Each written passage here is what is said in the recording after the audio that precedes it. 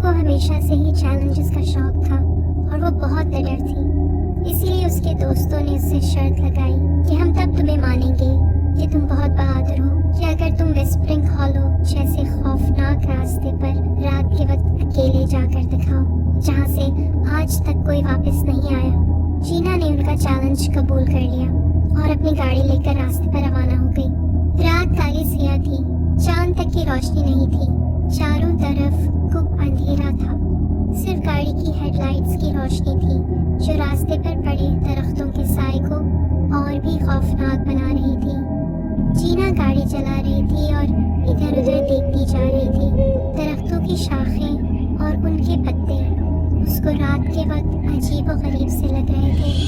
हवा की आवाज़ जब दरख्तों के दरमियान से गुजर कर आ रही थी तो ऐसा लग रहा था कि बहुत सारी रूहें आपस में बातें कर रही हैं। ये आवाज़ें सुनकर वो और भी खौफ में मुब्तला हो रही थी और रास्ता था कि ख़त्म होने में ही नहीं आ रहा था। रास्ते के दोनों तरफ एक भी साइन बोर्ड नहीं था। उसे समझ नहीं आ रही थी कि वो गाड़ी को किस तरफ मोड़े। इसी दौरान वो ये भी सोच रही थी कि लोग किस तरह यहाँ आते हैं और फंस जाते हैं, कोई वापस नहीं लौटता। ऐसा क्या है इस जगह? अचानक से उसका रेडियो बजने लगा जो कि काफी टाइम से खराब था और उसमें से अजीब सी आवाजें आना शुरू हो गई, जैसे कि उसे कोई कुछ बताने की कोशिश कर रहा है।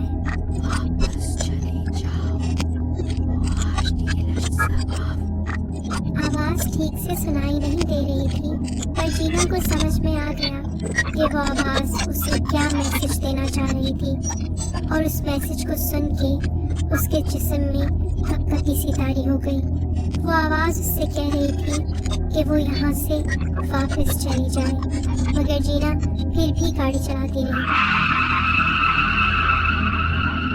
कभी उसको अपने सामने रोड पे अजीबोगरीब सी शक्लें नजर आती जो तेजी से उसके सामने से गुजर जाती, मगर जीना उनको अपना वहम समझ के उन पर ज्यादा तवज्जो नहीं देती थी।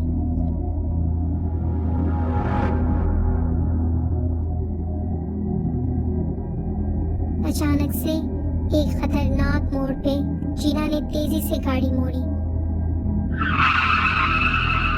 तो सामने का मंजर देख के उसकी आंखें फटी की फटी रह गईं। उसने तेजी से ब्रेक लगा के गाड़ी को रोका।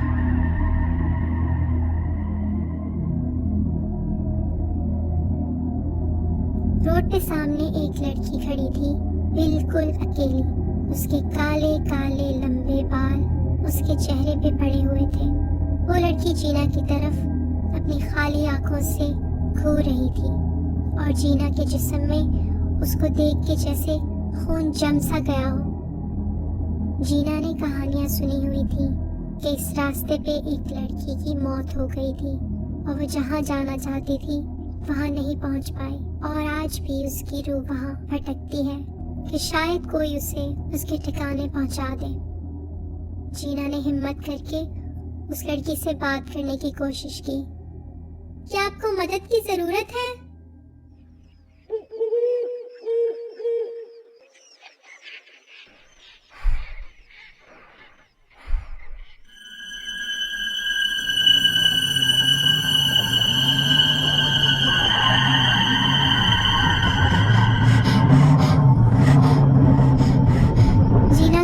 अच्छी तरह अंदाजा हो गया था कि यहाँ आना उसकी बहुत बड़ी भूल थी। उसने और तेजी से गाड़ी चलाना शुरू कर दी ताकि वो वहाँ से जल्द निकल सके। अचानक से रेडियो दोबारा चलना शुरू हो गया।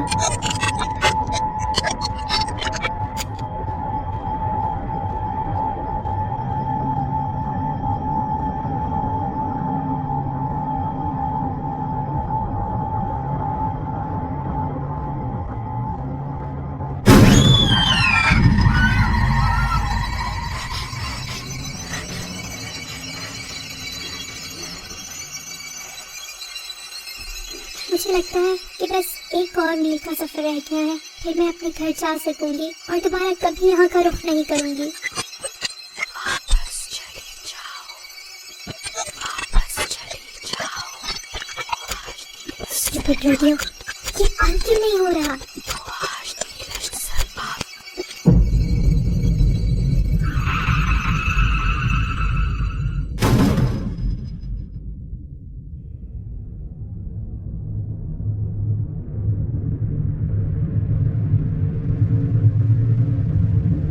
बिल्कुल वैसे ही जैसे और लोग इस खौफनाक रास्ते पर गए और कभी वापस नहीं आए। जीना के साथ भी वही हुआ। वो वहां से कभी वापस नहीं आई और किसी को नहीं पता कि उसके साथ वहां क्या हुआ।